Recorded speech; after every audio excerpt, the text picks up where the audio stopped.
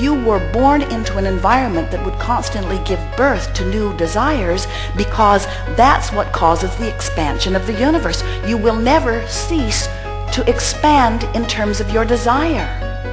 Isn't that nice to know? That's why we are all eternal. So you give birth to these rockets of desires, and source energy becomes them, and law of attraction responds to them and creates a fantastic stream. And your work is just to focus somehow, some way that allows you to turn and go in the direction of the stream. And that's why we call this gathering the art of allowing. It's the art of allowing me to be who I am, and even more, what life has caused me to become.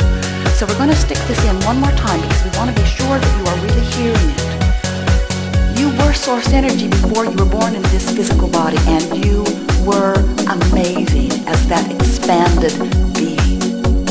But this life in this body has made you more. The source that is you has expanded as a result of your willingness to experience life in this body. And it's time for you, if you want to reap the benefit of the life that you've been living and get up to speed with who you really are.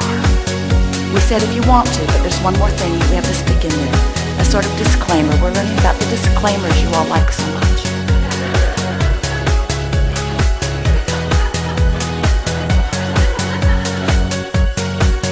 You have no choice if you want to feel good.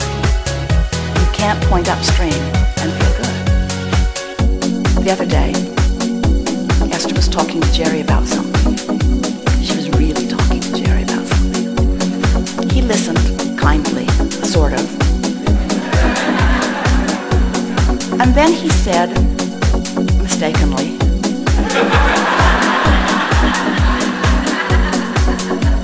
that sounds upstream.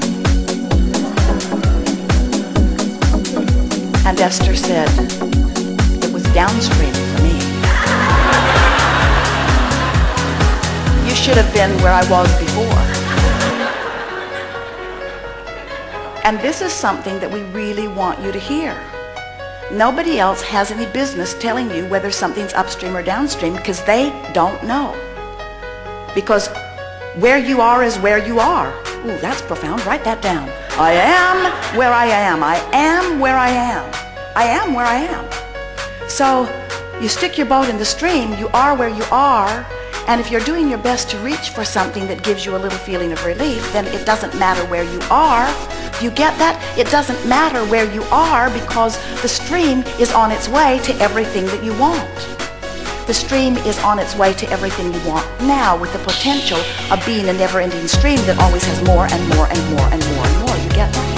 Because when life causes you to want something, and then you turn your attention toward it, and you find vibrational alignment with it, and you become the vibrational equivalent of it, and then it has to manifest in your life experience, because it would defy law for it not to.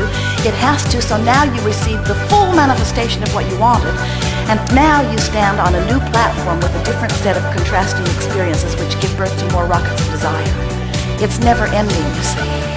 And we want you to feel the wonderful aspect of it never being done, because we want you to realize that life isn't about knowing what I don't want so that I know what I do want so that I can get what I do want.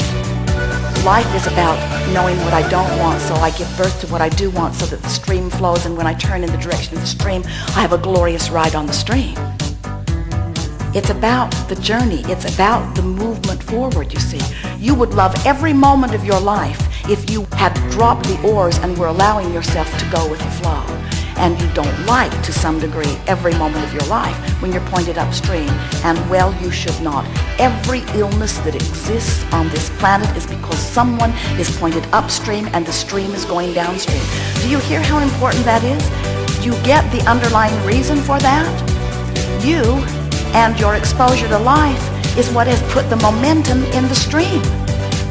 So don't you find it interesting, the control you have?